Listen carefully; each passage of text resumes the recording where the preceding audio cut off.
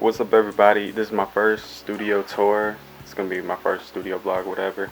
And I'm gonna get right into it, show you guys what I use to make my beats, and also what I recommend for new producers that want to get into it. So I'll start off with this. This is my HB Pavilion D6. It's got 4 gigs of RAM, 500 gigabyte hard drive. That's about it that I know about it. It's real simple. There's nothing to it really. I just got it because I wanted a computer just for music, so I don't do any internet surfing on here or anything except for just editing videos or whatever, and my music production. It's real thin. It's got a good design to it. Got pretty good reviews, so I had to get it. I got it for a good deal off Amazon for like 400 or something. So check out Amazon. That's where I got the majority of my stuff. And got a second monitor. Next, I'll show you guys my keyboards.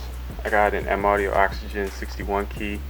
It's great. It's got faders, signable knobs, start and stop features. You can change the octaves. It's got pitch bend and all that. And it's a MIDI controller. It doesn't have any sounds. I got it for like 130, and it's great. I mainly got it because of the start and stop features. I don't like having to go to my space bar all the time, so it was really nice. Down here I have my most recent keyboard I bought. It's the Casio CTK 6000. It's actually an excellent keyboard.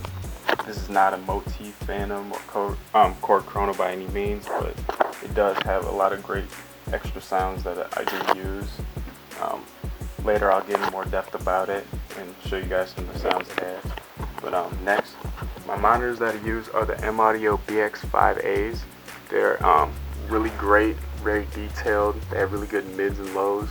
They're flat, which means that they're not enhanced, so just looking at them you think that they knock, which they do, but if you mix your kicks and all the other instruments to sound really heavy, they will sound heavy. So nothing's enhanced about them, but the clarity is probably second to none. I really like them a lot, and they have the 8s, which are larger, which I can only imagine are better. Second, my interface sound card. I have the M-Audio Fast Track. I'm actually about to get rid of this. I just ordered a new one because I was having problems with this in Windows 7.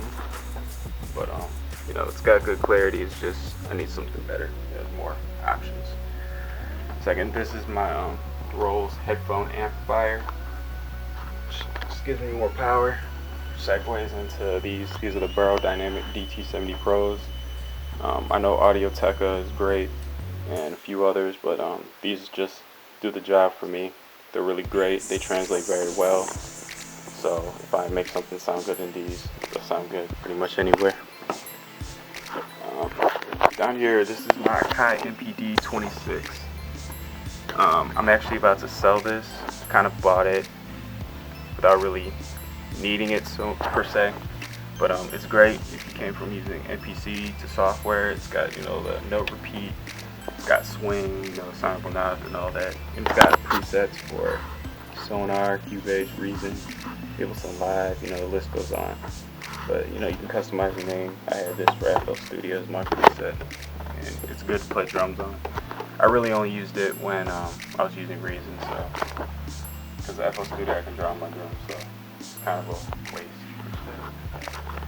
Down here, the most recent purchase for sounds is Complete 7. I know there's an 8 and a 9 apparently coming out, but I'm satisfied with this purchase. Having Contact, Core, Massive, Absinthe, FM8, just a lot of quality sounds. I mean, if you're gonna get VSTs, this is pretty much the package to get. Like I said, there's newer versions, but this was in my price range, so I went with this.